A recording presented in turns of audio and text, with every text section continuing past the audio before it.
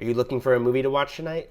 Well, what if the last pub in a dying town became the front line of a culture clash? That's the question at the heart of The Old Oak and its movie 164 of my 365 movie challenge. Thought you made like a drink. Thank you. When you eat together, we stick together. Yeah, your mother always said that. Yeah. We used to do the same before we left Syria.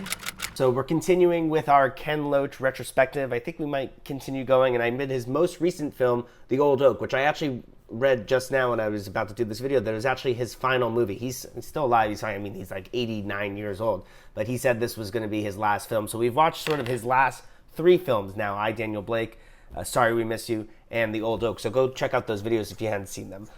It's classic Loach. Well, I mean, it's got a political message. It's a British mining town that's definitely seen better days, reckoning with poverty and nostalgia, and then a busload of Syrian refugees arrives in the town, and this sort of splits the residents of the town, you know, some of which are welcoming to the refugees and want to make them a part of the community, and another portion of the town which absolutely doesn't and shows some rather, you know, reactionary racist behavior. And this is, you know, obviously this movie's from 2023. That was a prescient issue then.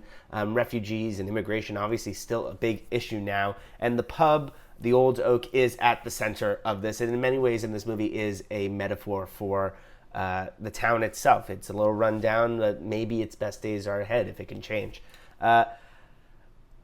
Ken Loach does a fantastic job in this social commentary filmmaking. I have to, these 3 movies, these are the only ones of his I've seen. I think I'm going to go back and watch some more because I just really like his film style. It's very slice of life. It's very naturalistic. He uses a lot of not non-actors, but less experienced actors.